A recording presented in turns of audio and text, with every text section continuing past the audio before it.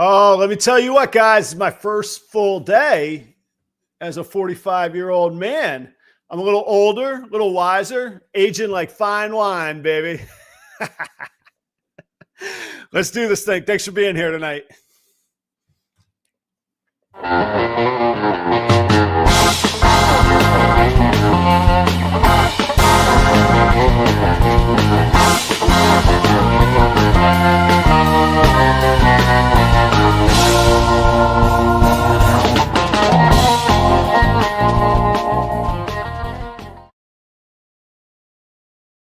What's happening, everybody? It's 8 o'clock on the East Coast. It is 7 o'clock here in frigid Minnesota. We're in the last throes of winter, and here's how confident I am. Next week we're going to ship. We're going to ship. We're going to clear out some space in the racks, and it's coming. I am being serious about that on both.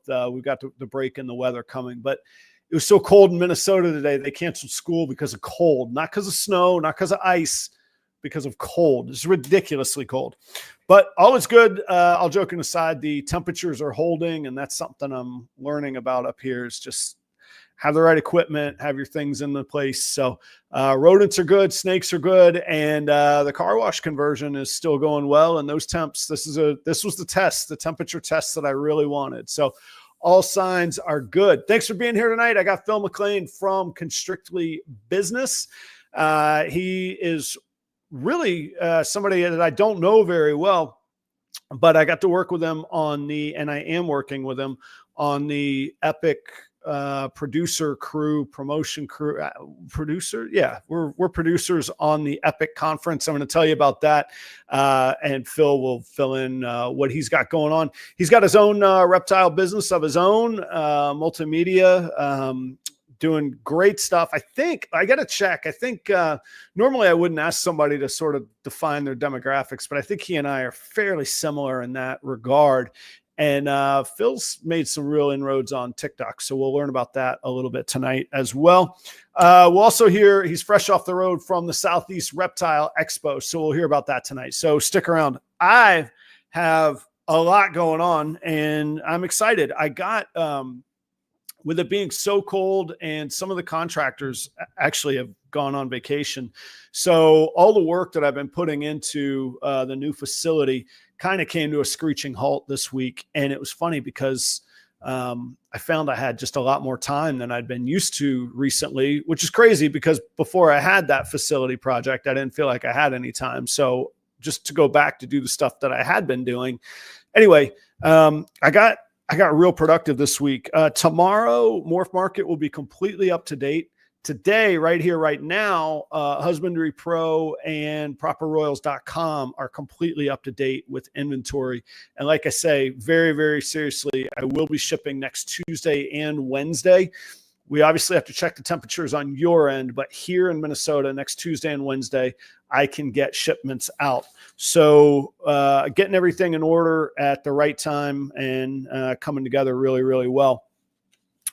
For that, I will be returning to Palm Street this Friday night. I'm trying to think of different things to do that aren't just like, here's another sale, here's another cheaper animal, let me lower my prices and beg you.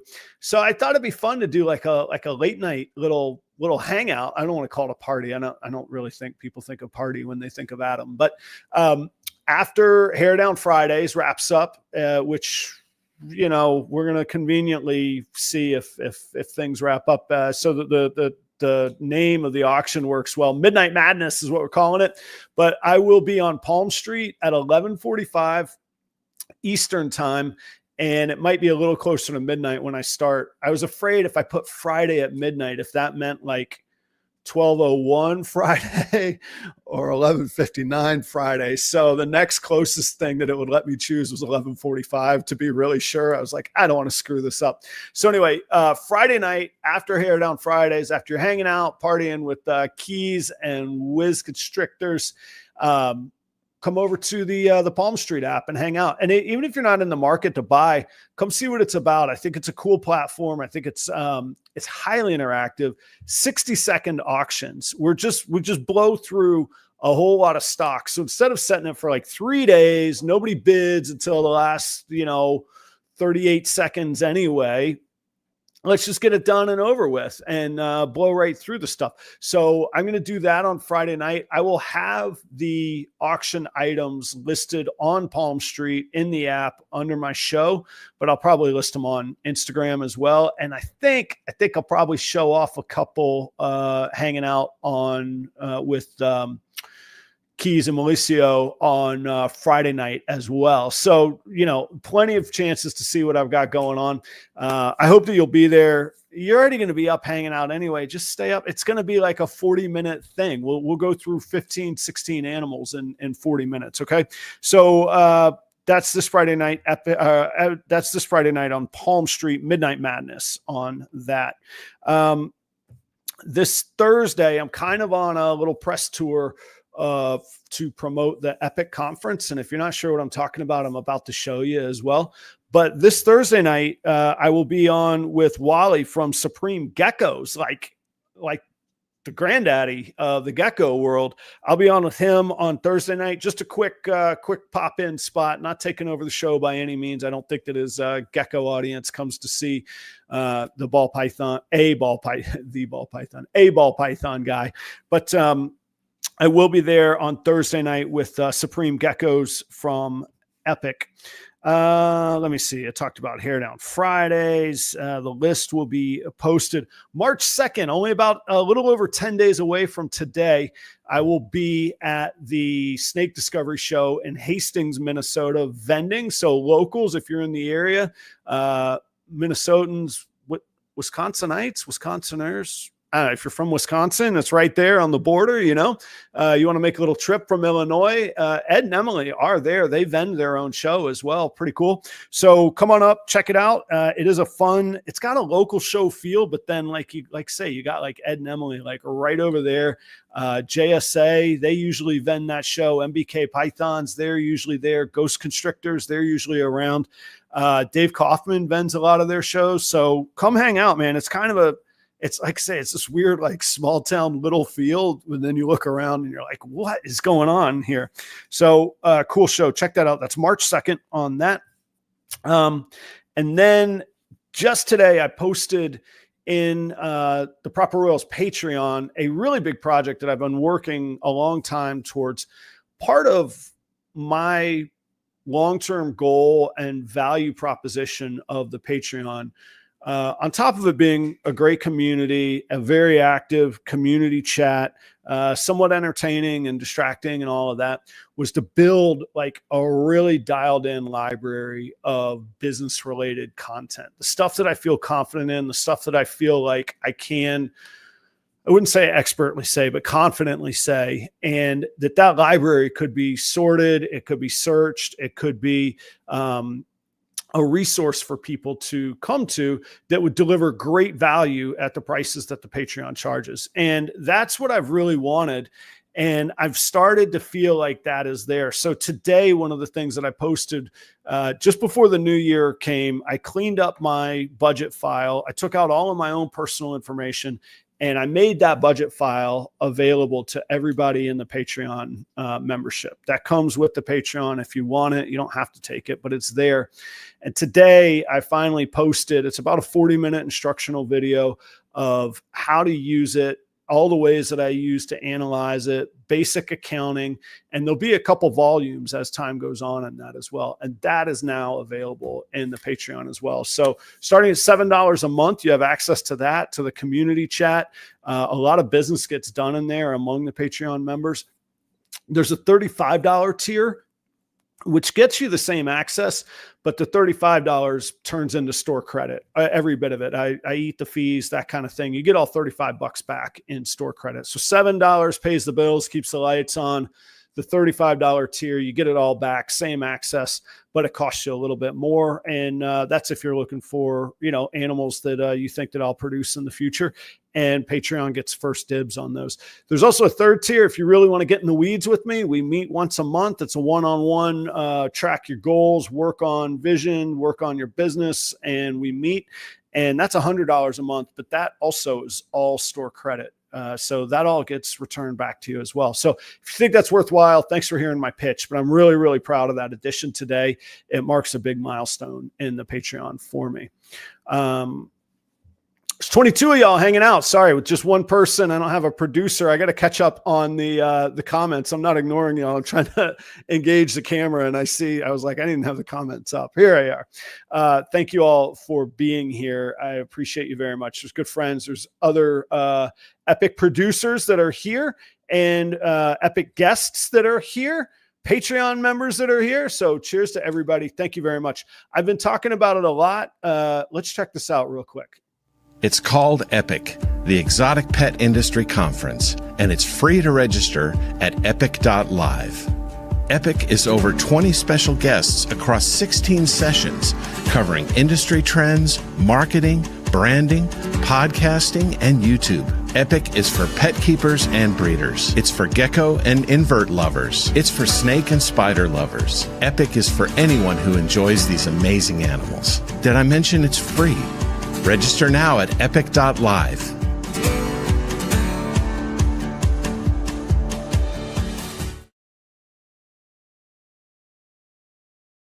It's free. The lineup is amazing. I've got to tell you, there's still presenters that will be added to the lineup. I don't know if you saw in there. People like Brian Cusco, Wickens, Adam Wickens will be there. Will and Audra from Flawless Crested Geckos, Brian from Altitude Exotics, Josh from Josh's Frogs. I mean, it's a massive lineup. It's an incredible lineup. It's all free. And just to clarify, I had some people asking, if you can't be in 2 sessions at one time unless you have multiple machines and multiple signups, which you could in theory do, but there's not a need to do that. You'll be able to access all the sessions afterwards. And then in some way, shape, or form, I'm not sure how. I've heard, I don't know how, but I do know that after that, the sessions will be then published in an accessible place. I don't know if it'll be on a particular website that you got to get a link to, or if it'll be on YouTube, but it will be made public in perpetuity. So I'm excited. I'm incredibly thankful to be a part of EPIC. Tonight's guest, Phil Mclean, he is also a producer on the EPIC conference with me, and that's how I got to meet Phil. I had not met him before. I think I'd seen some of his content popping up, but so this is all new. I like new guests because the people that I don't know, because I just get to ask all the inquisitive questions that I take for granted sometimes with people that I know. But I don't think that I even saw Phil until the recent sort of runaround with TikTok. I think TikTok was his primary platform. So anyway, I'm going to get to learn about that. And Phil is in the business. It's in his name, Constrictly Business, but he does work in the reptile industry as well. So I can't wait to get to meet him a little bit more. We've worked together a lot, but only in that professional setting. So we'll kick back. We'll hang out a little bit tonight. Please, for the very, very first time, welcome Phil Mclean from Constrictly Business to the Proper Royals stage. Hey, Phil, good evening. What's going on? Not too much, man. You doing all right tonight? Man, I'm good. Thanks for having me. Appreciate you having me on big time. Oh, my pleasure, man. You just ran into like the buzzsaw of a week of me having a bunch of extra time where I was like, oh, I'm going to do it all. I'm going to do all the things, all of it right now. And it was one beard short of Billy Mays. Hey, Billy Mays here. I just had a vision of this is going to get deep and nerdy for a minute. Like if we took like the movie plot line of The Fly, where two things get like crashed together, except it was Billy Mays and Billy Rose. Could you imagine like the apocalyptic sales, knowledge, speed, energy of those two like meshed into one in a bizarro like Fly Billy episode. Mays with a little more salt and pepper, less hair on his head, and a lot more cuss words. Yeah, or Billy Rose with. I feel like Billy Mays could get a little mad at you. I don't know. Do people even know who we're talking about? What did Billy Mays sell? Like DD7 or something? Oh, OxyClean, not DD7. That's right. You're like, duh, OxyClean. I think Billy Mays, RIP. I think he's unalived, if I'm not mistaken. He's Het Freezer. Yeah, he might be visual Freezer. Yeah, I'm not sure where his place is at. Yeah, we are. We are done. Phil, tell us, first of all, introduce yourself and then tell us what you got going on with the Epic conference. What are you producing? What's your track? All that kind of stuff. Yeah. So, I am Phil Mclean. I live in Jonesboro, Arkansas at this time, from St. Louis originally. I started in reptiles. Man, I'm about 2 years older than you. So back in the mid-'90s, I had a room full of them as about 14 years old. Then I worked at the biggest reptile store for about a year and a half till it closed in St. Louis. And then I was a keeper at the St. Louis Zoo in the children's zoo area back when they used to have a lot of animals. And I did a lot of public education, touch and talk, stuff like that. So, I was a reptile nerd for a long time, nature nerd overall. Yeah. Spent a decade in saltwater marine aquarium installation and maintenance, became the GM of a company by like 27. So I spent a decade, 5 in St. Louis and another 5 years in Clearwater, Tampa, St. Pete, which was a much elevated scenario. People were much more aware of what it takes to make a saltwater tank thrive, and a lot more lucrative spending on said hobby. So it was a lot more exciting that way. Yeah, I don't know what time of your life you were in that area. I spent a fair amount of time in that area myself. How great did you had to have spent some time down at the Moat Marine Laboratory then, huh? If you were into that stuff? No, I really didn't a whole lot. I really didn't. Nope. I sadly enough, I did a lot of fishing there, offshore, and I liked offshore more than onshore, honestly. Yeah. Or brackish. I did a lot of fishing. Just working, full time. And I didn't go to Moat Marine a whole lot, to be honest with you. Wow. Even like when I'm traveling through now less these days, because I live in Minnesota now, but when I was living in Jacksonville and playing music up and down Florida, if we had spare time or a daytime off in that area, I'd make sure that I hit Moat Marine in my spare time. So anyhow, thanks for covering that background. Like, not that I thought you weren't legitimate, but that's legit, like career reptile stuff versus like, I'm going to quit my job. I'll get a little podcast and we're going to sling some ball pythons. Like, yeah. I know a little bit about that story, so it happens a lot. Yeah. I started back in the reptiles at this point about a decade ago. So in my 20s and 30s, I got out of it, life and just being young, partying. So I really wasn't in reptiles a whole lot, honestly, in my 20s and 30s. Did the aquarium thing for a decade. But I was a paramedic firefighter too for another decade after all that. So, oh wow, I wasn't in reptiles. So about 10 years ago, I got into Cresties, New Caledonias, gargoyles. I don't have any of that anymore. I didn't get real heavy, mostly pets. But then I backed into ball pythons, man. I didn't start there. They used to bore me. I didn't pay attention to ball pythons for literally 25 years. I made a leap to 2 species that were just a love affair of mine, which was green tree pythons and Brazilian rainbow boas. Right. And so I just started to get some animals along those lines with a purpose to breed. I didn't just get one here, one there. So I'm very streamlined. I only have 3 species aside from my daughter's leopard gecko and a Chinese cave gecko in my Planet Vivarium that I never see. So that's really it. I don't have a bunch of random reptiles at all. I have multiples of green trees, Brazilians, and about 25 ball pythons.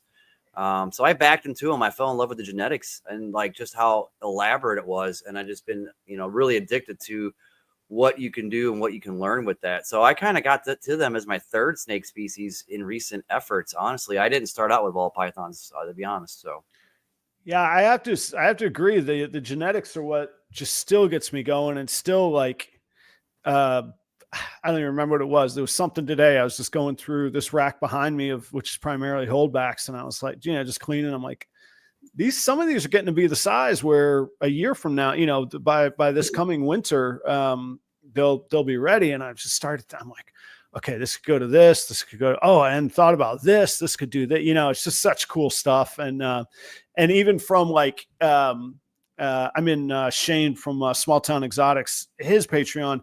And even today, just from like some beginner conversations going all the way back to like the excitement of bananas. Like I'm sitting there talking with people that have been at it many years longer than me. And they're like, yeah, bananas are still so cool. And I'm like, I know, it's crazy. Anyway, I'm with you on all of the genetics. Tell us about, I know for sure you have a podcast that you do as well. Tell us a little bit about that and topics and what do you focus on, that kind of thing. Yeah. So it is Naughty Business. my co-host Dreadnought Pythons in the comments down there. That's my brother from another mother out in Cali. And he had an idea. It was his idea. I never take credit for it. I just kind of ran with it. And here we are. So Dread came up and said, hey, we were just doing hangouts, TikTok. Just look at my snakes. You know, here's this one and here's this one. And it just, we did that. And I never touched TikTok. I literally never had the app until May of last year, like late May, like May 25-ish. I started an account. By July 24th, we started our first show because we just said, there's nothing organized or routinely dependable. We made a schedule. It was Wednesdays at that time, and we did it the same time every week. And I made a secondary account so I could have more Instagram people have a log on through my second account so they could get on screen without having the demand to make their own following. If they weren't on TikTok, that was silly for me to demand that of them. So I was able to do a workaround so they could have a video screen. Yeah. And it was a lot of fun. We roll between 1,500 to 8,000 people roll through a show. TikTok's different than YouTube. It's apples and oranges. And we'll get 45,000 likes up to 150,000 likes during a live episode, which ran 90 minutes to 3 hours. Just depends how long we start hanging out with the guest. As long as they're into it, we're into it. And we got quite a following, big reach. Is it primarily showing animals, learning about animals? Is it talking about, I know the business is in the title, but is that just a play on words? Like, is there any theme to it? Or, and I don't mean to be, I hope I don't sound dismissive. I'm trying to get a feel. When you throw those numbers around like that amount of on TikTok, I start going, all right, what's the process here? Like immediately I go to like process driven definitions, you know? Yeah. So what's your thing on there?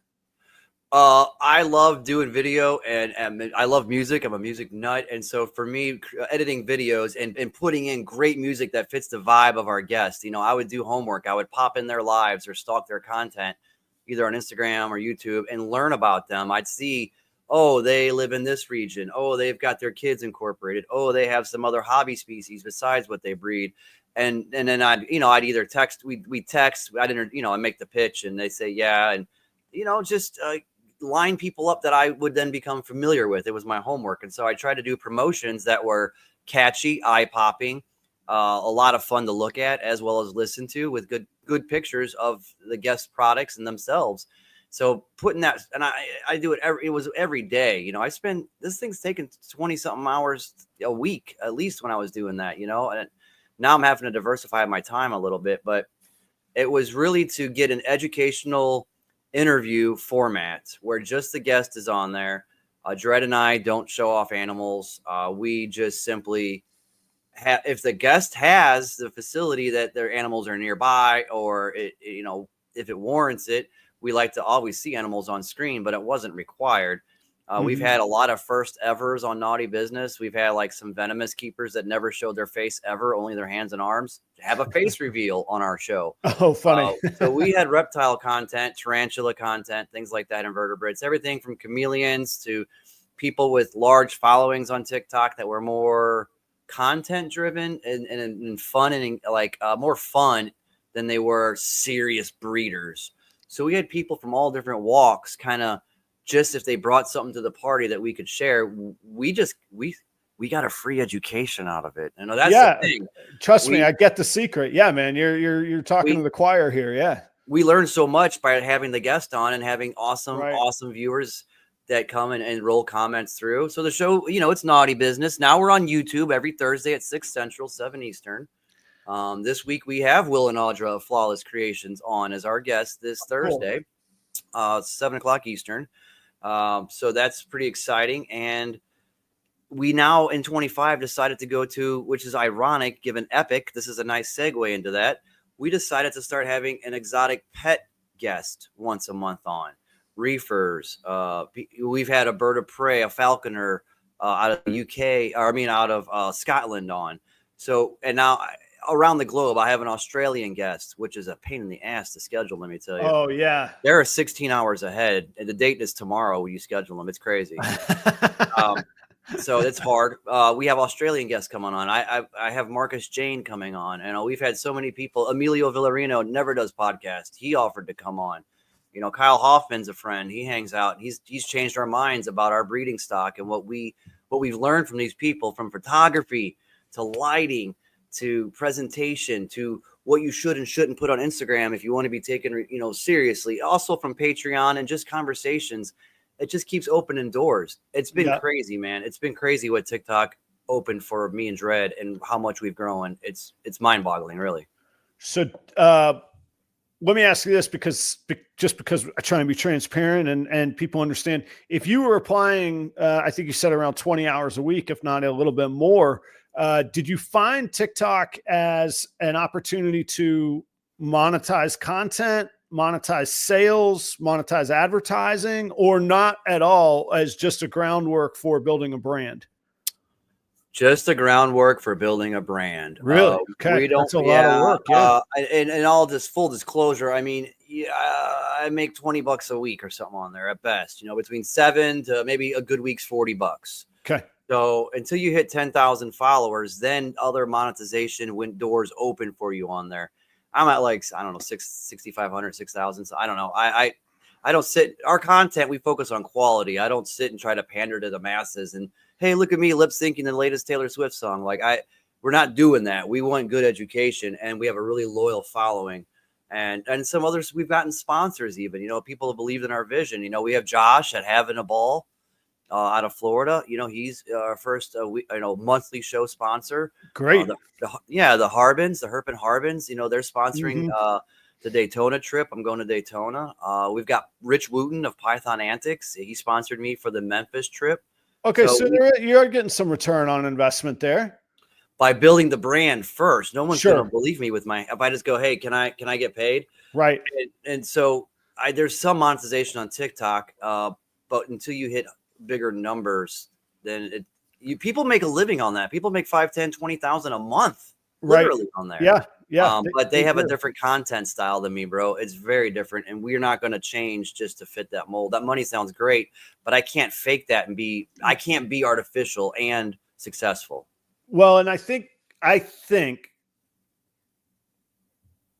the uniqueness and the authenticity to each person, I do think there's some people that have figured it out and they fake their way through it and it's all BS. But I think most people that have like a really deep following are just really unique individuals that are not trying to be anything other than themselves, but actually even more so just embracing who they are and being themselves. I think you bring up a really good point as well. I just had the conversation today with somebody where it was like this debate of like, this chicken or the egg thing. Like, well, I want to do this thing, but I can't get the investors or I can't get the eyeballs on it.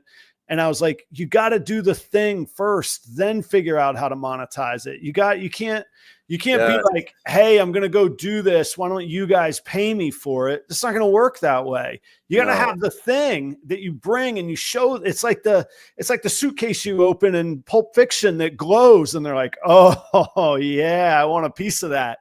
Was that Marcellus Wallace's soul? I mean, that's up for debate, right? Yeah. It came right out of the back of his head. Right. Yeah. That's why he had the Band-Aid there. That's the theory I've read too. We're on the same page, man. I honestly, you got to have a proof of concept. You go to a bank and ask for a business loan. They're going to want to see your business model on paper. You're going to want to see, budgeting, realistic expectations from monthly utilities to annual taxes and everything in between. What you pay for solo cups? What do you pay to have somebody service the water fountain? What do you pay for parking lot maintenance and your lease? Like you got to have all that stuff. So without a business plan to show to somebody, social media helps expedite this, I think, and use untraditional financing methods perhaps. But you're only as good as your reputation. And man, that's all I've worked on is my reputation, because I don't have financial backers. I don't have the money. I don't have deep pockets to throw at this. I'm largely financially irresponsible. So I sell the sizzle until I have the steak. And let me tell you, the steak is coming. 25 and 26 pairings is going to be badass around here. I got a lot of great stuff, but I just focus on content and keeping it real and getting people connected in the community. That's why I'm so excited about being part of Epic, man, for real. Because exotic pets, we all love pets. Everyone that's a reptile person has had hamsters, cats, dogs, fish, parrots, whatever. We're stronger together, man. You want to go fast, you go alone. If you want to go far, you go together. I completely agree. And I think you're exactly right about that. Just because it's a nagging question, it's a little bit personal, I suppose. Okay. So if you're making $20 a month on TikTok, how do you fund the rest of anything that you do? I'm assuming there's a day job, or you hit the lottery somewhere, or Yes. Well, it was $20 a week. It was about $20 a week. I'm sorry. So I had $80. All right. Okay, So you had a little more to work with. Yeah. And those months with 31 days, I mean, those, you could get a little sauce for the ramen noodles, right? $82. Yeah, baby. A little ketchup on top. So day job. I've worked in, nowadays I've worked as an auto parts manager, at a facility. I'm working towards actually getting something better for my schedule that fits my midday better, because it's a really, and you might fully understand this, I'm at a really odd tipping point where if I work the 50, 60 hours a week it takes to do the job and commute at the kind of stuff I do, then my foot is coming off the gas pedal from what I'm working on. Right. But the gas pedal isn't paying the bills. So Right. It's like, do you keep your foot on the gas? Because I'm getting closer to getting over that lump. And now it's not some financial payday. I just want to keep the lights on. But it's like, it's a balance, because I'm not just a ball python breeder. I'm not just doing this and like counting my clutches. It's like a multi-headed monster I'm trying to build. Breeding my own animals is my own love and my own hobby. And I hope to produce a good product. My goal has always been to produce animals, even if someone doesn't like snakes is going to walk by a table or flip a page. Right. Yeah. Go, that's gorgeous. And that's what I'm shooting for. I don't care if they like snakes. I want them to say visually it's stunning and it stirs them from an artistic level. And I think the species I work with can do that. And that's really my goal is if I build my reputation and do what I'm doing, people will want to buy my animals sooner. I sit on them less. They move quicker, maybe at a better price. But in this market, move quicker would be a victory in and of itself. Yeah. So just building reputation, man. It's all legwork. And I'm sorry, I hope I didn't come across patronizing there. I asked that question because I always love the idea of one skill set. I love the idea that almost nobody in our industry like set out to go to college or grew up like being like, I'm gonna breed the hell out of some ball pythons one day. Like most of us were like, I'm gonna do X, Y, and Z. I'm gonna take over this. So, but the industry has this massive amount of talent across so many different like skill sets and levels of expertise. And I'm really, really fascinated by it. And it's come in so handy. I mean, even down to business financing on a new facility, or like the crew that we're working with on Epic. Just the set of skills that's in that room, that figurative room, is unbelievable, and it's the same in the chat. I'll throw questions out just on the show and I'll have people email me afterwards or message me and they're like, oh, well, that's a so-and-so, or, hey, that smell you talked about is probably a backflow preventer that's failed in your front yard in Florida. And I'm like, oh, I didn't even know such a thing existed. And sure enough, like I call a plumber and they're like, yeah, that's why your house smells like sewer. You have a backflow failure. I'm like, I never knew. So I really love exploring that. So I hope I didn't come across in any other way other than no, man, it's all good. It's all good. I am very much an open book and very transparent, and I'm not easily offended. When you work in busy ERs in big cities or on the ambulance, I was a medic with St. Louis City Fire Department. That's the deep end of the pool, let me tell you. So if you don't have a set of a really, really solid foundation of dark humor that would offend most people, you're not going to survive psychologically. So all my LEO friends and everyone that's worked in fire and EMS and in the nurses and doctors and ER staff, even the ICU stuff I've worked in, we're dark individuals. We're real pleasant and we care for humans, but deep down we hate people and we make fun of everything. So nothing is off limits. Okay. Otherwise you won't survive. I toured for about 3.5, maybe 4 years with a guy who is a firefighter EMT. I will tell you that I learned the first rule of being a firefighter is tell everyone you know all about firefighting all the time. What you do in the firehouse, how you cook in the firehouse, how you sleep, how you scrape bodies off the concrete, how you do all of those things endlessly. That's the first rule of that world. Yeah, us and vegans, we're right up there. We're gonna tell you all about it. It's the first thing. Meet a vegan firefighter, dear God. Oh my God. Would you believe the tofu I made last night for the guys? It was covered in this black bean bolognese. It was amazing. And and then the chief said something. So, okay. So what do you find? Okay. Sorry, two questions related. You said you moved from TikTok. I would assume that's because of the uncertainty around TikTok, but I think there's lessons involved in that. And we can get into that if you want. What differences do you find from TikTok to YouTube? Analogous things, very different things, things that work, things that don't. Like if somebody's like, I'm really good on here, but I got to get good on here. What's your experience tell you on that? I still have much to learn about being successful on YouTube, man. I mean, you've got an elevated game that, that I aspire to, and that lots of people do it a lot better than me. I'm still learning. And that's actually my favorite track on the Epic conference is that the YouTube and the podcasting tracks, because I plan to soak that in just as a student. That's not the one I'm producing. So for me, I'm excited about learning on those content tracks because what worked on TikTok doesn't translate to Instagram. And the most it can translate at all on YouTube is in shorts at best. Mm-hmm. You're just recording off your cell phone. You're going live off your cell phone, that kind of stuff. And YouTube generally requires at least a better webcam, even better than just what's in your laptop, better webcam than that. Right. Yeah. You're almost better microphone. off. Yeah. You're almost better off with a really stable phone. The phone cameras seem to be so much farther ahead than the laptop cams. Like you either got to get an actual cam or figure out how to involve like your modern, cell phone camera. Yeah, that's a good point on there. And it's not tailored. The YouTube platform is not tailored to the small screen experience. And at a very base level, one's a vertical orientation, one's a horizontal. So there's a screen crop issue. It's, it's from letterbox to, a tall vertical. So it's different. Your images you use, how you crop photos and turn them into videos, all different. And then what I found, I've always kept this, but I've taken it maybe more serious as of late is, I guess since I had Emilio on as a guest was, my content on Instagram, I'm trying in the recent months to photograph in a manner that he's worked 20 something years on, having success selling animals, photographing your snakes in a certain manner, which is head down, spread out with good lighting.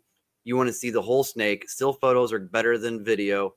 And just he's like, these sell snakes. He's like, you photograph it the right way. I sell more snakes than when I photograph the other way. Like he's been the guinea pig for it. And I was lucky enough to share that knowledge. That's just one person with one example. I've got to learn a lot of things, but what I did on TikTok before, I'd make a video, it saves to your phone automatically. So I would just take that video. It was easy and regurgitate it right on over to Instagram and use it. And those weren't as big of a hit. Now I do it the other way. I'm taking Instagram more serious. TikTok's kind of my back burner. I regurge anything. It's to take a video, save it to my phone purposefully off of Instagram, and then I go into TikTok and re-add the music. That's about it. So do you find that those translate? Yeah, you do. I do. Because I found like I was running into a brick wall. Like I would have had better TikTok content if I literally just filmed myself just running into a brick wall and posting. I guarantee you would. Yeah, I know. It would have been a smash hit. But I get no traction from, like you say, regurgitate, like taking the Instagram reels that do really well, which actually remind me I want to ask you what like your most successful reel or what's the word on you just call it a TikTok, or is it a TikTok reel or what do you call it? I'm not great with a post. I just put up a story lasts 24 hours and I put up a post that lasts forever. I mean, I'm not saying that's the right word, but that's what I use. So I don't get the, I don't know. It just doesn't click on TikTok, but you're saying that yours do well. So you do your content from Instagram. Okay. Yeah. It's really content related. If I have like a green tree python, really edit it well, that thing will get 500, 800, 900 spins, 60 to 100 likes. But lately on stuff, I've just been using the inboard app Instagram editing software, which I used to just turn my nose up at. but it's worked really damn well. And I'm getting 1,000 to 2,000 spins on my Instagram posts lately. The likes haven't gone through the roof, but they're better. It's just a ratio, right? So I have never really honestly hit a viral video. I'm not one of those people like, oh, I had one video, me picking my nose, and I got 1 million followers on TikTok, because that happens. There's people that do that, man. They have one. They told me that. There's people. It happens on Instagram. I'll tell you, and I've said there's a theme on my show, but I've said it already once tonight. When something is successful, I like to figure out why. I like to turn it into a process. I like to dissect it. What was step one? What was step two? How do I recreate this? Yeah, exactly. Get a good dehydrated booger.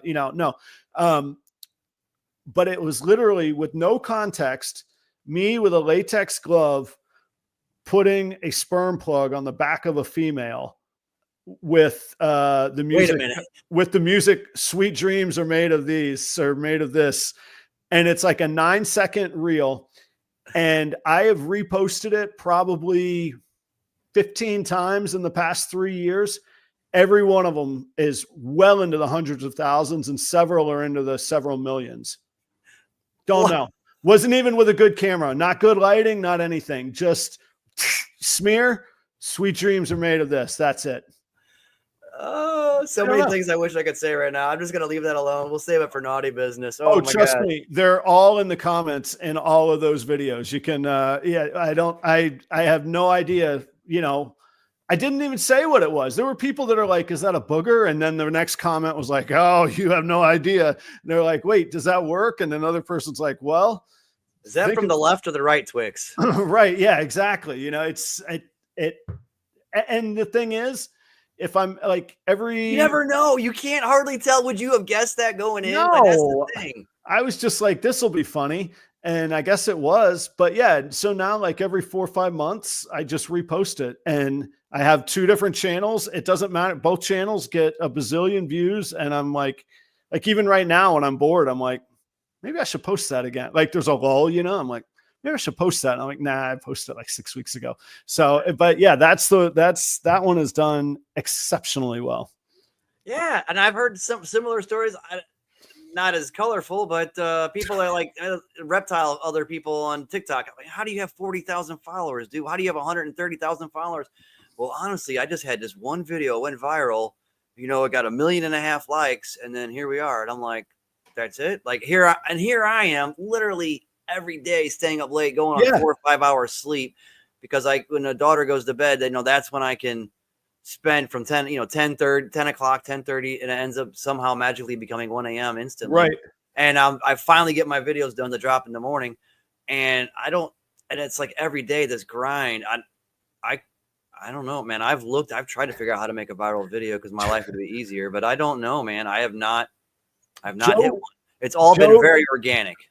Joe Rogan followed my other page, not my Proper Royals page, my Proper Pythons page from that reel. I was like, no idea. And so I, of course, immediately invited him. I was like, hey, I got a podcast too. You want to hang out? Never heard from him. So anyway, but he is, if I look him up, he is following me. Well, Dredd and I, and my girlfriend's been looking into it. I'm not sure it's the rabbit hole we want to go down, but Dredd especially has had a dream. We always wanted Tiger King on the show.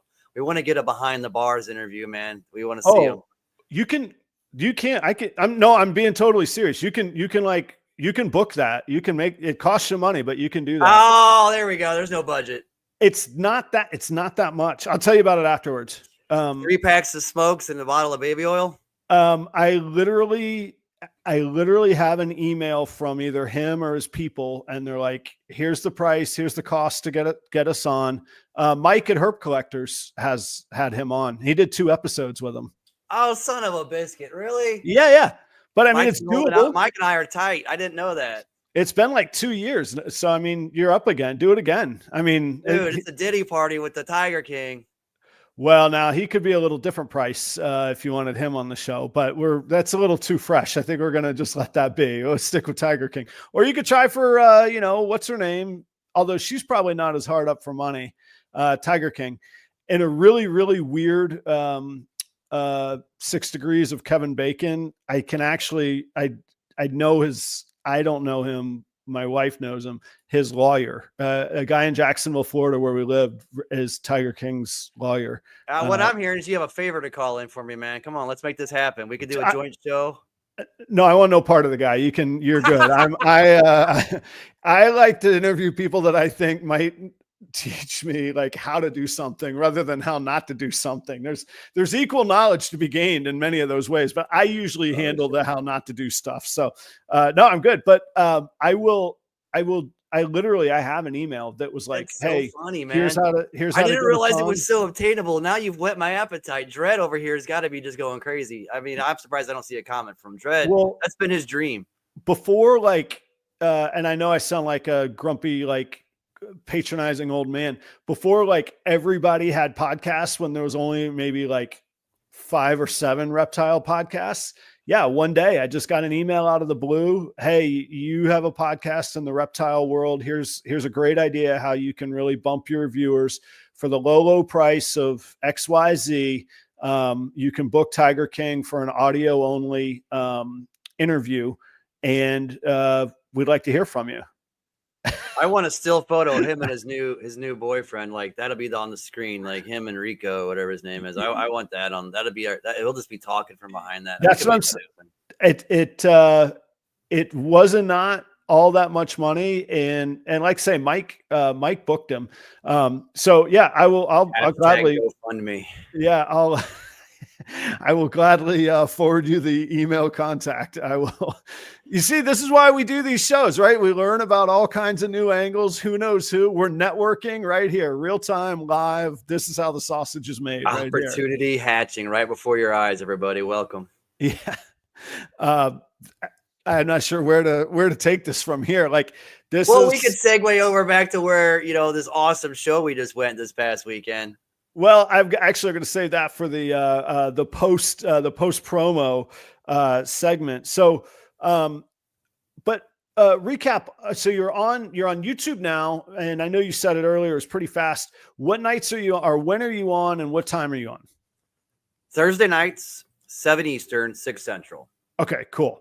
And YouTube, and the YouTube channel is Constrictly Business, or it's Naughty Business, or what's the YouTube channel? No, it's Constrictly Business. It's all been Constrictly Business. Dred's my co-host.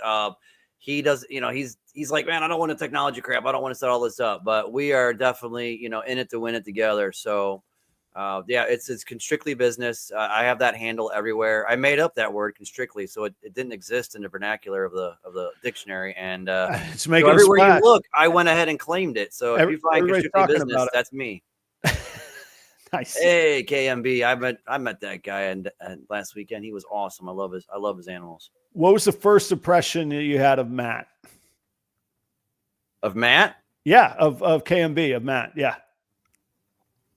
Well, first impression, I liked his animals. I've been watching some of his content for a while. I didn't know him as the man. We chatted for a bit, but very, very outgoing, friendly, willing to share his ideas and concepts and where he's going. And I just tried to soak it in. He was very knowledgeable is how he struck me. I thought he would be a prime candidate for me to challenge to an arm wrestling match. I mean, I figured I could throw the guy across the room. My 138-pound frame, I was ready to throw some. I think he might have leverage on you. He's a little taller. He had been on the show, and by the way, Matt's on the show next week, guys. Well deserved. Yeah, a little pretendly tease. Matt had been on the show before I met him in person, and I don't know if there just wasn't like a frame of reference around or something. I didn't realize, and I met him at Tinley, and I was like, my God, okay, this is, when you expect one thing and there's something else. I was like, holy smokes, this dude is. That happened to me with the Marshall Mendez. That guy's tall in person. I told him that. I said, man, on screen, you're always sitting down. I never had any idea until I met you in Dallas last year because I just saw him this weekend. He's like, everybody says that. And I'm like, yeah, dude, because he's like 6'3". I didn't expect that out of him. Yeah, there just wasn't a frame of reference. And just so everybody knows, I'm an equal opportunity, I don't know, is that body shaming, whatever it might be. First time I ever met Chris Shelley in person, B and S Reptilia, without missing a beat, excuse the language, she goes, holy shit, the camera really does add 15 pounds, doesn't it? Look at you. He goes, we got to get you a hamburger. Not, hey, how you doing? Nice to meet you. I'm Chris. Those are the first words out of his mouth where we got to get you a hamburger. I was like, all right. So yeah, Matt, sounds like you have a match there. All right. So, in my kitchen days, there was a guy, and he's the kindest, sweetest guy I've literally maybe ever met in a kitchen. I don't even know his real name. We call him Chewy. And Chewy was the man on the line cook, just a good dude, not a huge dude, not anything, just a good dude. And we had some temporary workers that were there. And for whatever reason, there were these kids that were just cocky, and they took to calling him old man. And one day he lost it. He was like, stop calling me old man. I'll show you what's up if you call me old man. And I said, take it easy, guys. And we're going to show anybody what's up. And one of the kids goes, you know what? I'll arm wrestle you. And me running the kitchen, I was like, that's pretty harmless. Let's have a little arm wrestling match before the shift. Chewy broke the dude's arm. And like a spiral, I swear on everything holy, he broke this dude's arm. We had to, EMT, all that, delay the shift. Chewy's mumbling. That wasn't humorous at all. No, and Chewy's over there mumbling to himself like, I told you to give me my stapler back. Like this. I was like, oh my God. I was like, and I was like, dude, this was consensual. You challenged each other to this. Anyway, so no, I will not be arm wrestling. I've learned that lesson. Maybe a thumb war where maybe we'll do a little thumb war with Matt on that. But yeah, he got him right. It just cracked it, man. I was like, oh, okay. So on that note, no, I will not be arm wrestling, but Matt, welcome to the show. Glad you popped in at the right time there for that. All right, let's take a moment, pay some bills. What Phil was referring to was that we're going to talk about the Southeast Reptile Expo. He was there all weekend representing the Epic conference. He was there representing his own band and his own brand. And I think you got to see some pretty cool stuff as well. So I want to hear all about it. There's like a buzz, like a vibe about it, man. Like, I feel like I missed out. I have to admit, man, I gotta say, it's real. Yeah, no, it's definitely real. I need a little Tinley in my life just to make up for it. So, guys, first and foremost, what a focus. There it is. Check out REDLINE shipping. Robin and the crew, first off, do amazing things for our community, supporting our community. They are presenting sponsors of the Epic conference. But more importantly, to this point, especially with the shipping window open, I choose to use REDLINE shipping for their support, their insight, their knowledge. Check them out. Use the promo code PROPER5 for $5 off of your next shipping label. You can go to redlineshipping.com. Sure, go check it out. Save yourself $5, but I think you're going to enjoy the experience and have the confidence to ship your animals. If you ever need help, assistance, you could call them directly, and it is a company of reptile enthusiasts for reptile enthusiasts. Speaking of reptile enthusiasts working for you, Charlie at shedtesting.com. Let me get my notes here. 32 ball python genes that you could test for. That's just what he has listed on the website. I could tell you, if you see one test in a complex, you can almost assume that he's got all the tests for that complex. So 32 is kind of a little bit of an understatement, but VPI is Anthic, Wookiee, Sunset, Clown, Puzzle, Ultramel, Zebra, and more. I definitely use them for the yellow belly complex as well for testing those needs. Use the promo code PROPER15 to get yourself 15% off of 2 orders with Charlie. And each of those orders can have as many individual tests as you want. So if you've been stocking up on tests and you have 15 tests, just place the order all at one time, and then you can get your 15% off. Charlie is the guy doing the customer service. He's the guy doing the testing. He's the guy developing the tests. They are always working on new tests. When I say they, Charlie works with other genetic testers, both domestically, but also around the world. And so that the library base is very large. But Charlie does do his own tests. You can check with Charlie and see if he's working on a test for a gene that you want, or if you can help him develop a test for it by sending him sheds for that gene. RGen Reptiles, I got to tell you, Robbie Richard. I always get thrown off by the Jen. Robbie Richard in Greer, South Carolina. He's been a supporter of the show for well over a year now. And he actually has finished up. We finished up our business arrangement together, but he's been such a great friend of the show. Just wanted to give him a shout out. And I know that there were times where either I didn't get to a full promo or I had to take a night off or things happened. So check out RGen Reptiles. You can check out his website and sign up for his email list, get first dibs on his animals. Check out his morph market. You'll see that he is working clown, DG, and zebra projects, single, double, and triple combos with loads of codoms in there. Also, if you check out his Instagram, you'll see that he's expanding his own facility now. Lots of great things going on. I've done a lot of business with Robbie over the past couple of years, and I highly recommend him. So check him out as he sails off into the sunset from the promotional sponsor portion. I still look forward to doing business with him. Danny and Renee Rocha at Portuguese Pythons, they just continue to kick out just amazing stuff. They just put out a reel. You should check it out on Instagram. They just put out a reel of Ultramel Dark Night ingredients. So they don't have the clown in it yet, but the chocolate and spot nose projects in Ultramel. So these great dark gene animals coming through in Ultramel. They do have Ultramel clowns already that they produced.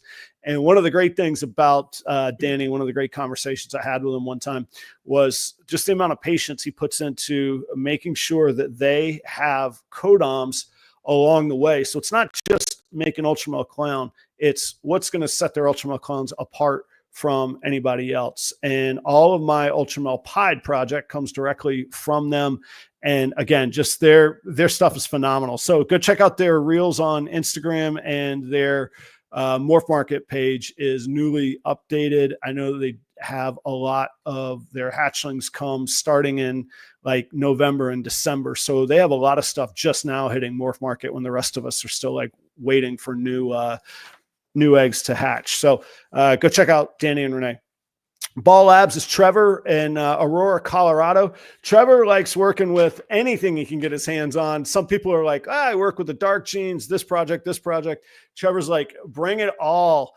But I heard him explain it one time to me. He's like, I even like experimenting with genes that maybe people have forgotten about, or maybe they didn't catch on the first time around and haven't been worked into newer projects with newer kind of these hot genes. So he does work with high-end genes like Puzzle, Ultramel, Clown, VPI Xanthic, Tri-Stripe, Monsoon Zebra, and Sunset, but he likes working some of those others in there too. He's a really cool dude, a great guy to work with, and he actually also has a show on YouTube as well. So check out Trevor at Ball Labs out in Colorado. Last but not least is the original sponsor of Proper Royals. Years now. I had to go back and look. I don't know. Go back through the episodes one of these days, find out when he first started. But Chris at B and S Reptilia, become a great friend, often a mentor, certainly a business partner. He's who I've been Tinley with, and he and we went in on a little investment on a rainbow clown. How about that? We saw an opportunity to buy a snake that we did find one other one in the world. I thought there was only one, but there are two. But as far as we know, we have one of the only two, and he's somebody that I look up to. B and S Reptilia. He has ball pythons, blood pythons, locality boas, colubrids of all shapes and sizes. Pituophis, if you're really into specific colubrids, those are your bull snakes and pine snakes. And he's got all the permits and the knowledge to make sure that he could ship you what you want, where you want it legally. If you come see us at Tinley and you want to pick up one of those bull or pine snakes, he'll make sure that you have the right permit or the right knowledge to get your permit to have those snakes where you want them if you need them. So Chris is also the regional distributor of the Chipper in Pennsylvania. And if he can help you out on that, you should get in touch with him. Also, if you want to explore being a regional distributor of Chipper yourself in your own region, you can get in touch with Chris about that. The Chipper is Coco. I don't know if I said that or not. Thank you to all the sponsors. Thank you to the audience. I wouldn't have a show without you guys. Otherwise, it'd just be me and Phil yapping into cameras to each other. So thank you for being here. I do see all of your comments and your interactions. If you have questions for us, please drop them in the comments. I appreciate you being here. Phil, you're just fresh off of Southeastern Reptile Expo. I think everybody's taken to calling it Siri, which is pretty cool. Oh, there you go. You got the swag. Nice. Tell us how big, how good does Bob do hosting this show, man? He's great. I didn't get to make the first one, but I did this one. I even got a little bit of time with him, got to take some goofy photos with him. He seemed like he wasn't overly stressed. I think it was all running well. He was happy with the pre-sale registration ticket numbers. Figured it about doubled or more at the door. He said at the door was a higher rate than he expected, which is a good thing. That's right. He had really great billboards around town. I randomly just came across some just driving around. So great location. Isn't a really nice. It's in the northeastern suburbs of Atlanta. So about, I guess, a half hour outside of downtown proper, approximately. Yep. But I was in Duluth. I was in historic downtown Duluth where I stayed at, and right outside the front door of my hotel was this amazingly cool, modern, but yet old school, quaint, like shopping, like restaurant. You know, there was salons, there was chocolate places, there was candy places, really cool, neat venues all around in this town square. So I really loved it. It was 10 minutes away from where I stayed at. It was like 4 miles. So it was really great. And I think he's done a great job. The venue. So I can't compare last show to this show. Right. I wasn't there, but it went really well. And I've been to probably in my life over 150 reptile shows of all sizes. I've vended some in the past when I was at ISO Viva from like 2018 to 21. So, but those were like Repticons and show me's and stuff. But I've been to the NARBCs. I haven't been to Tinley yet. I'm hoping to get there this as it October. I'm definitely going to Daytona, so I will see those. My co-host Dredd did Pomona recently in January. Very nice, yeah. So as a frame of reference, it was big like Dallas or St. Louis was. I felt like there was a lot of big names there, and just a really good overall vibe. There were a lot of space. You weren't like crowded around everybody trying to squeeze through the aisle. You could still get wheelchairs through. Hats off to Chris, right? Man Nation. From what I saw, you could get wheelchairs up the escalators. Yeah, well, you cock them back on 2 wheels. Anything will work. Yeah. Right. What do you feel like? And I know this isn't quantifiable, but what do you feel like the target audience was? So when I go to some shows, it feels like it's enthusiasts and some pet owners with some breeder stuff.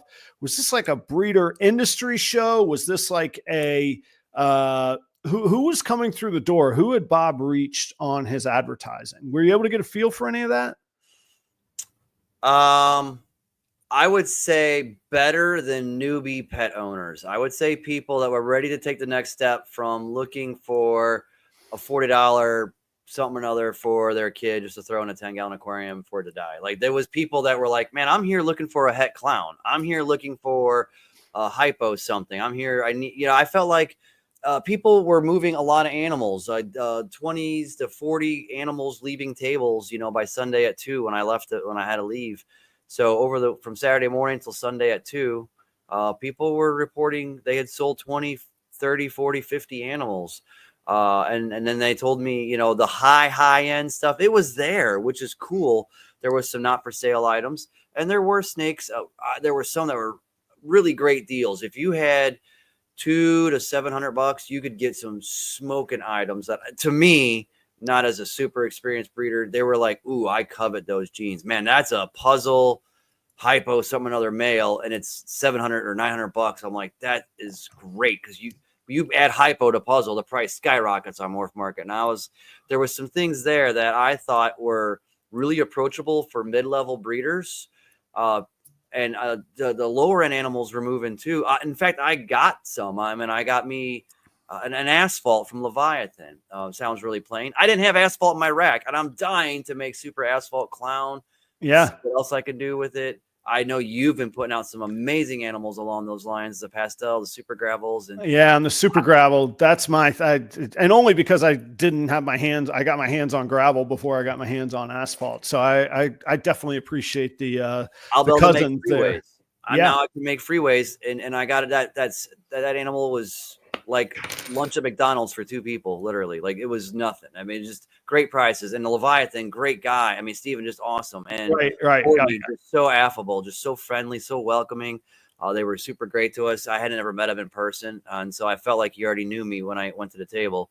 So I picked up an asphalt, just something basic. I picked up a double head DG clown from the Harbins, and I love them. They've been super great. They did my show last year, and they've just been really supportive. I look up to them and the legacy of Dr. Tom Harbin, and I think they're really down to earth, genuine people. So I stopped by Kittinger's table as well. So really good animals at some great deals that were there. I felt like there were some $5, $10, $12, $20,000 animals there. They didn't move, but I think it's still like, people want to knock zoos, but when zoos are done ethically in the right way, it cultivates a hunger for learning. Kids and people need to go there and go, wow, here's this rare endangered animal. Now I'm addicted. Now I want to learn about it. Now I care about the ecology and preservation. Now I care about legislation. Now I want to see this animal thrive. One side of the coin is, oh, you put this wild animal in a cage. But the other side is, if it's taken care of properly and that thing's on the brink of extinction, you're bringing awareness and a thirst for knowledge. And I think that when you've got animals that are 5, 10, 20, whatever, up to the ceiling, prices, not every day Joe Blow is going to get that. And I understand that, but I feel like it gives you an inspiration. Well, here's this 6 gene animal for 12 grand, but here's one with 2 of the genes for 200. Right. It gives me a little bit of hope. Now I'm interested. I have 1 or 2 other genes at home. Yeah. Now I feel like I have a shot. So I feel like having across the board options for everybody was really well done by the vendors there. I feel like it reached everybody. And sorry, we should interject really quick. There's a link down in the description, guys, for the Dr. Tom Harbin Scholarship Fund. If you would like to donate to it, I can't think of a better lasting legacy and tribute to Dr. Harbin. It's through the University of Auburn. It's an independently managed scholarship fund. It's an endowed fund, with the idea being that it will operate in perpetuity, that the dividends are distributed to scholarships, and the core sort of initial investment always stays and always grows a little bit. So you brought up the Harbins, and it made me think of it. Yep. And it's something that's really special to me. And I put it in all the descriptions and all the videos that I do. Like I say, I talked to them about that there. They're ready to go. There was paperwork and certain vetting processes of the finances had an age, a calendar year for them to roll it out. It's all ready. The financing's there for 2026 fall, August, and they're ready to roll it out when they make their first award. I was going to say, yeah, they're when you say roll it out, they're awarding the scholarship. They're not creating it.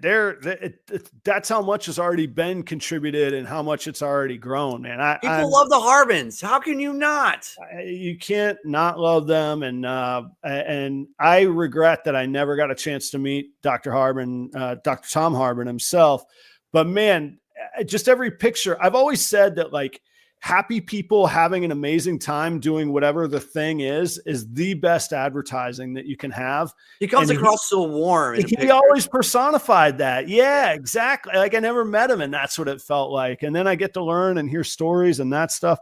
So anyhow, when you said that, I leave that in the description always. If you got $5 and you want to do something good with it, there you go.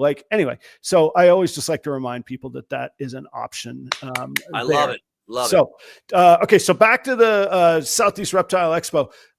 The classic thing, and I always take a little bit of pride in chuckling at this.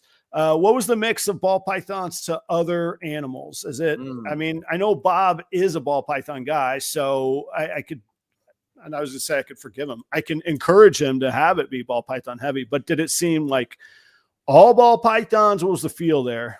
No. I would say 70%, 60 to 70% were ball pythons or boas. I'll lump them together. I will say, let's give it a number. 35% was other species. They're okay. So BCIs, BCCs were better represented than I normally seen.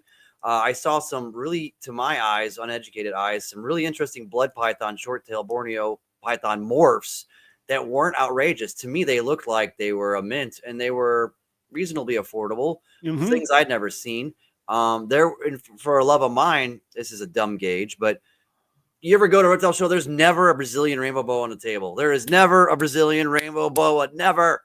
There was a guy that had a whole clutch, and he was willing to maybe part with the dad that was sired the clutch they were looking to move on, because I was looking for an older male than the one I have. Yeah. My one girl is spreading urates, and I think she could maybe have a shot at going this year, but my male's too small. So I was entertaining, can I find a male that's 3-4 foot? That's maybe at a good price. And they were willing to, talk about that. And they had animals on the table. They had a litter on the table. So you never see that. Right. There were some other interesting gecko species. There was a really robust table full of slings I'm not a tarantula guy, but I can respect the differences. And they were photographed really well, and all these cups of slings for tarantulas.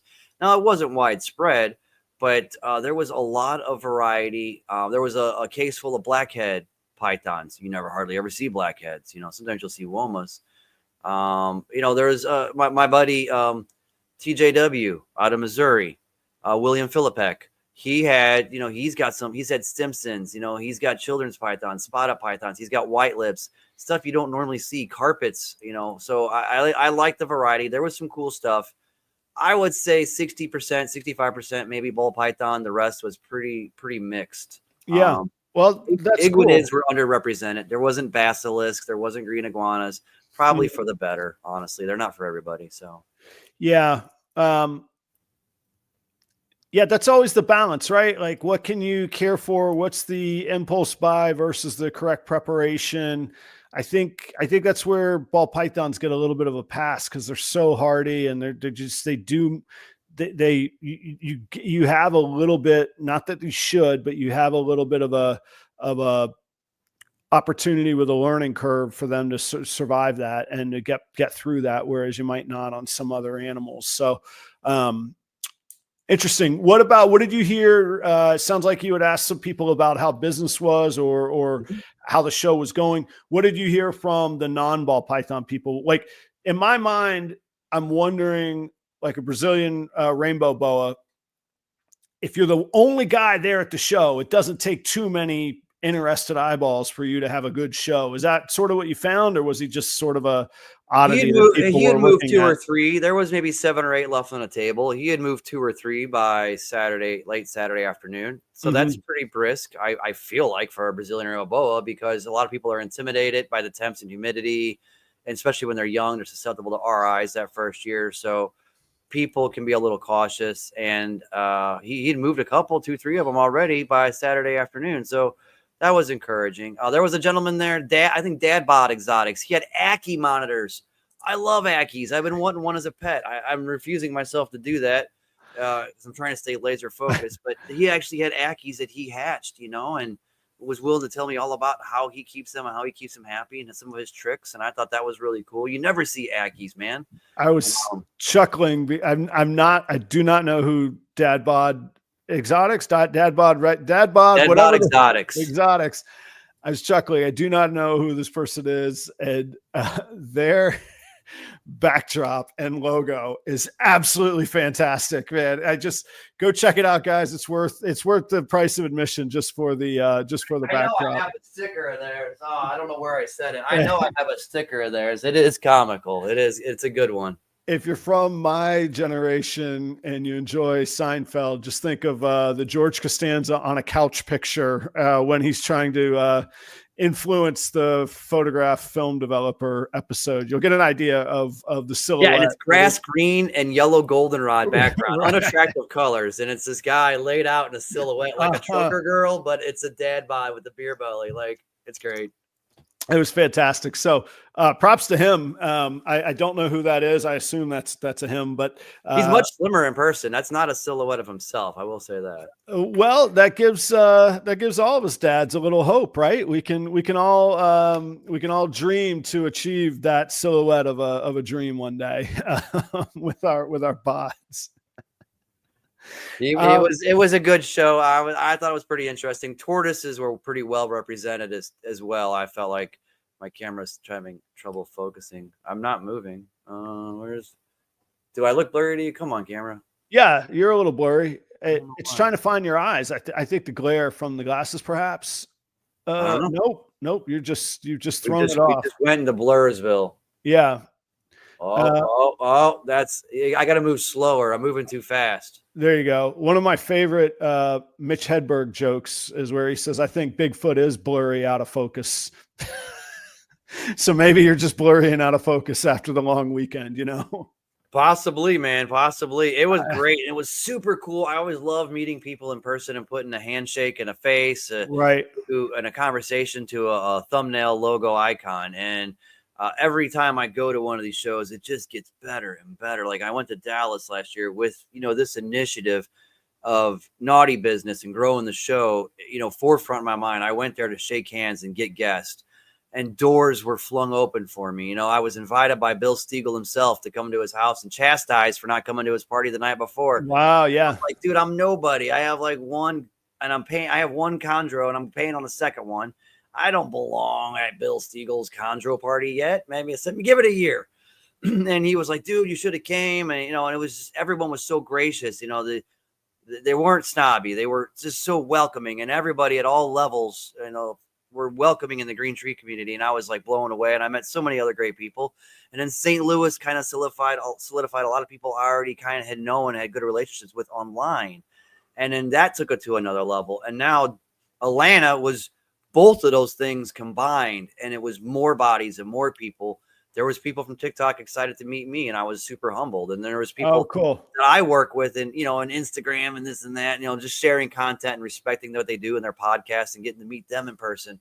And it just, every time I go to one of these shows, it just, opportunity opens up. I don't even vend tables at this, not yet. I mean, I have, I'm not currently doing that. And so I love networking. And that's why I think I'm getting better and doing well at what I do, is I love the people person aspect of it. I thrive on that. Well, I think you hit the nail on the head. I went to, and I vended Daytona when I lived in Florida. And at times it was frustrating because it's hard to stand out among like icons of an industry. You might stand there and you might go, why is anybody going to buy an animal from me? And sure, you got to answer that question and figure that out. And that's part of building a business and all of that. But the flip side is exactly what you're talking about. The resources at your fingertips, the people that are attainable to speak to briefly or ask for their insight, or that you might end up vending next to or staring across the aisle and building relationships. And I'm saying this as much for the audience as anybody, but if you get a chance to go to a Tinley or a Dallas, or it sounds like Siri in Atlanta, make the most of it. It is intimidating and awe-inspiring in the best way.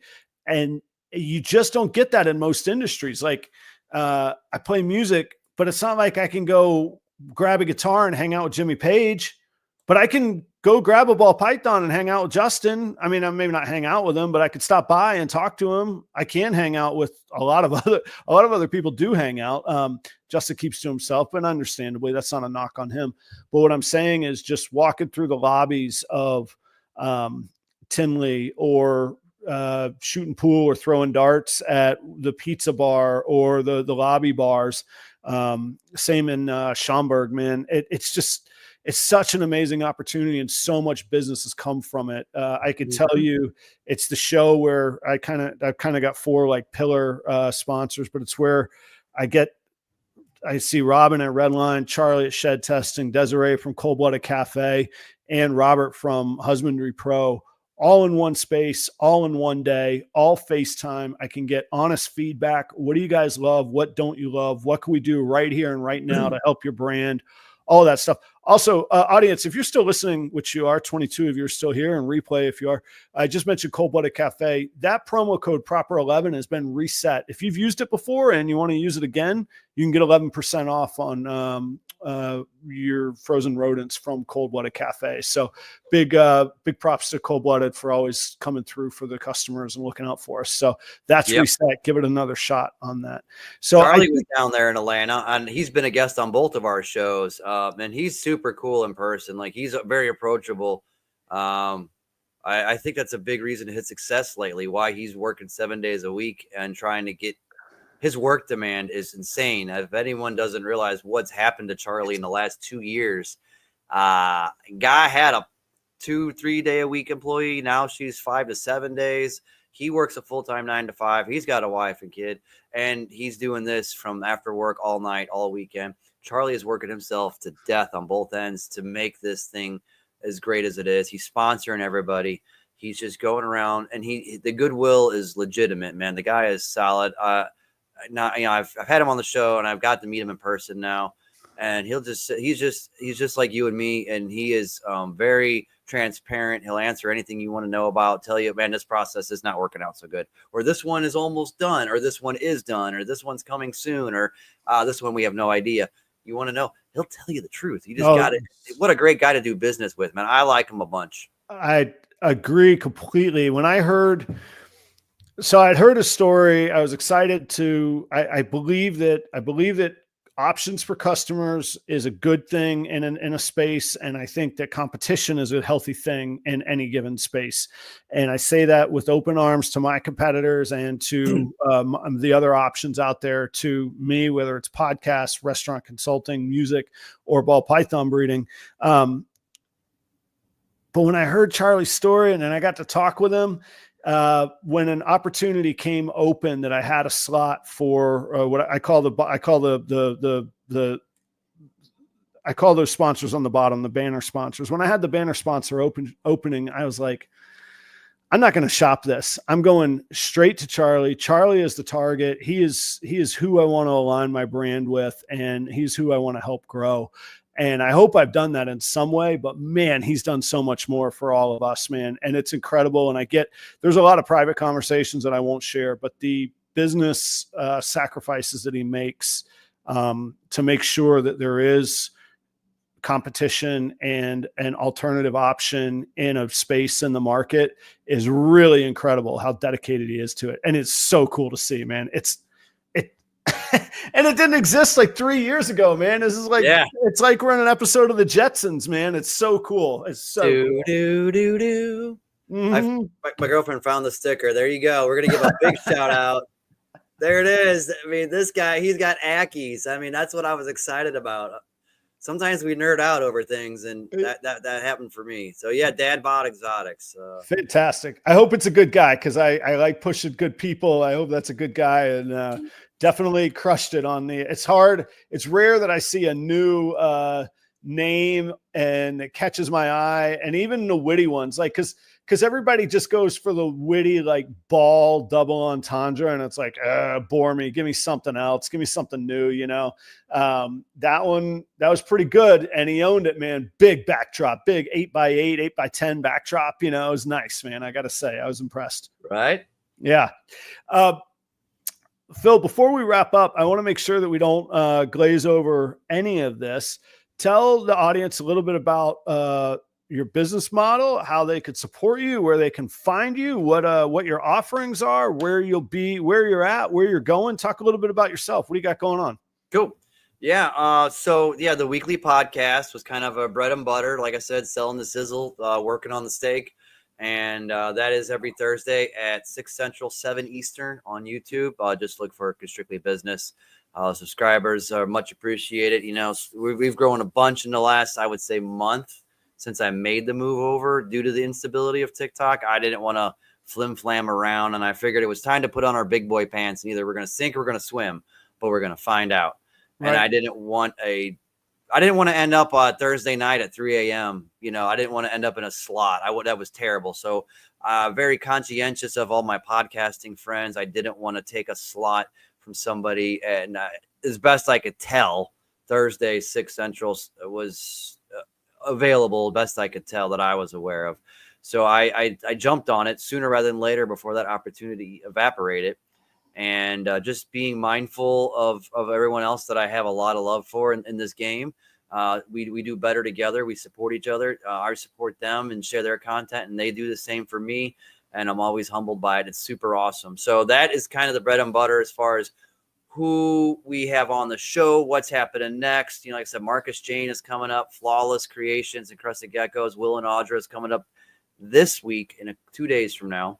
And then we're trying to do Exotic Pet Keeper once a month. And then the others are still going to maintain our reptile content. We try not to go too ball python heavy. So that's what you can expect out of Naughty Business with Dreadnought and myself. Currently available, I have a 2-shelf PVC rack from Mills in London, the reptile pit. Mills Thacker is the founder of the Bambino gene. I do have some Bambino animals available currently. If anyone, oh, cool. I am his guy that helped distribute these in the U.S. So I do have some Bambino and other genes that he's been proving hereditary over the last decade or so from his African imports. So I do have access to that. And I have access to a Marcus Jane list of animals. The prices are shocking. I mean, $370 to $600, $800. You can get animals that are worth triple that on the market, and they're not going on the market. You can email me, get me on Instagram, Constrictly Business. I'll ask for your email and shoot you the Google Doc list. And so there's some opportunity there that people want to get in the scrambler and whatnot. I do have Marcus Jane availability. So that being said, you go, Phil, how the hell do you get this stuff from UK and Canada? I do have my import-export license. So I'm working on solidifying some of that. Indonesia in the future. Africa will be this summer for sure. And then just back and forth between here, the UK going out and the UK coming back. Europe is a different nut. I haven't cracked that one yet. Yeah. With Brexit, things changed.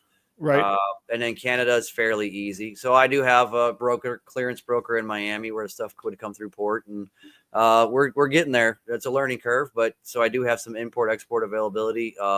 Be patient. I'm as transparent as I can be, and we'll grow together. So I do have that option to hopefully help people move both sides, not just incoming, but outgoing as well. So I've got the rack. It's all recycled material. It's a 2-shelf. It fits smaller tubs for hobbyists that want to grow with their animals without rebuying stuff. So that's nice. It does have heat with it as well. Yep. And I got Da Vinci at 10% off MSRP. I have Da Vinci Boa supplement, the real deal, here behind me. And so I do have that. Shipping's $8 flat in the lower 48. That's the stuff I got. I got about 6 pairings coming up in 25 and a whole crap load more for 26. So that's what's crack-a-lacking right now. We'll see what else presents itself. And right now we're focused on Epic on April 4th, right? That's right. April 4th, Epic Conference, which is, if you haven't heard yet, it's the Exotic Pet Industry Conference. There'll be, it's all live, 5 simultaneous tracks with at least 3 sessions each, as well as a keynote speaker. You could go to epic.live is the name of the website. It is all free. It is all sponsor funded. And we get to bring you the biggest names. And when we say different tracks, so there'll be like track focusing on YouTube, a track focusing on podcasts, industry, business, I think marketing is one of the tracks too, if I believe. I believe so. I will say I've kind of operated in blinders because this thing is so big. I know I've had to keep mine on. Eyes on the paper, son. Eyes on the paper. So that's how right. I've been with myself. Yep. I've heard the other tracks, but I will be honest, I haven't committed to the memory because I'm so tuned in to Robin with Redline Shipping. And some of his contacts and ideas he's drumming up, and then the guidance of Craig from Bash Coder, who's headed this monster up, that I'm just focusing that and getting my mind right for what kind of questions I'm going to ask. I'm producing the breeder business track. So I will have Will and Audra with their mentor. I believe it's the only one that has a mentor-mentee angle to it. That would be Brian at Altitude. And he was kind of a big deal. Massive deal. World. Yep. He is. So yeah. It's going to be all 3 of them. And we're going to learn about the interplay of how they found a mentor, why he gave them a time of day. What does he get from them? What do they get from him? How is this a symbiotic relationship? And how can someone like ourselves find a mentor that valuable and not just be a leech, but be a symbiote where we can give back, where they're gaining something, we're gaining something. I don't just mean financially, I mean growth wise, right? Presence, your position in the hobby, in the marketplace. How does that benefit both parties? So I'm excited about that. They're one of my guests. A friend of mine, I've known him a good 8 years easy on Facebook. We just had people in common and we've been in touch, and he's been a guest on my show. People talk about it still, is Alex Menke of Frog Daddy. He's second largest in the U.S. Now he'll be the first to tell you, well, Josh's Frogs has 80 employees and I have 10. So the difference from 1 to 2 is huge. Josh's Frogs is a speaker for us, as well as a big sponsor. So Alex is another poison dart frog keeper, and he works a lot with conservation and what he can do to save what's called the Pomelio Project, which is a type of dart frog, a species, a genus that he's passionate about, and he's working on breeding a living museum of them. He's not worried about profit if that ever happens. He's worried about saving the species. So people love him. He used to be a college professor, a very smart guy. So he's one of my guests. And then Robin Markland of Redline. You guys might have heard of that, or the Reptile Report, or any other dozen businesses he's had. Pro Exotics, third guest. Yeah.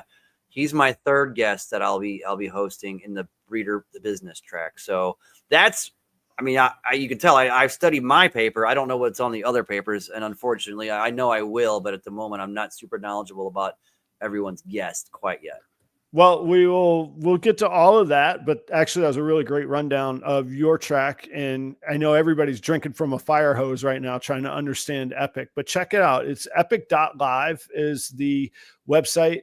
Again, the highlights. It's all free. Simultaneous conference style live event. You will be able to access the sessions that you're not able to live because you can't be in a couple places at one time. No big deal. You can catch up on that afterwards.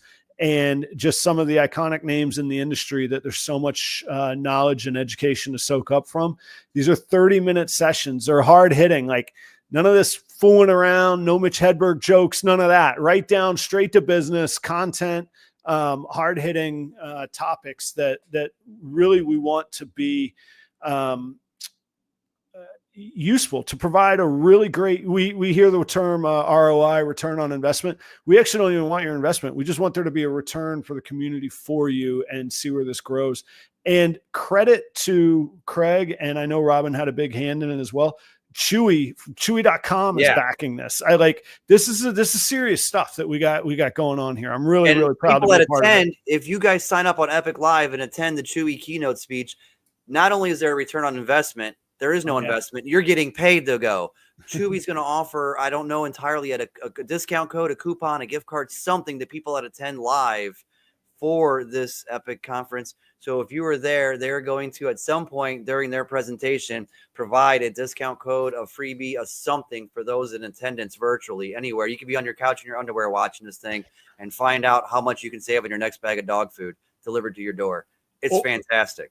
Or Kalmbach rodent food, which I do order from Chewy and get delivered to my door on an automatic shipment. I don't have to think about it. It's automated. It's there.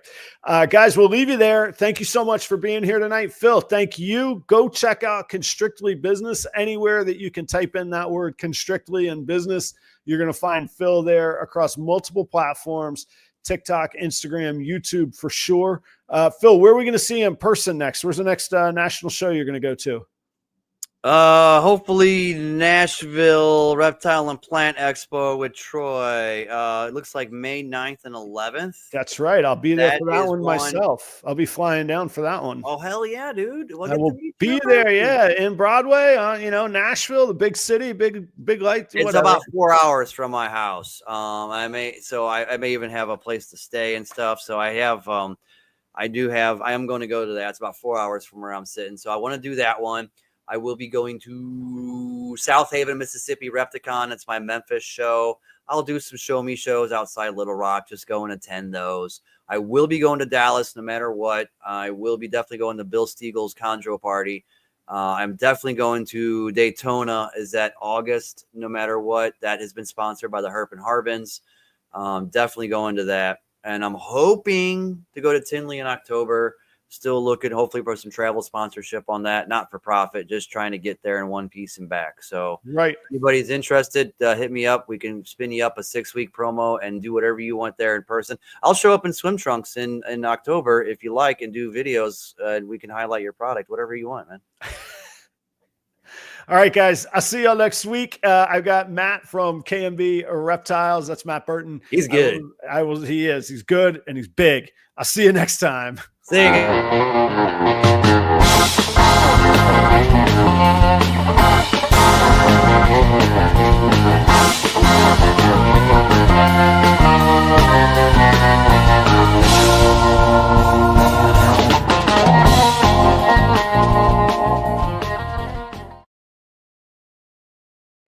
So I did not mean to cut you off. I did mean to get out of here, but I didn't mean to cut you off. I was like, oh, crap.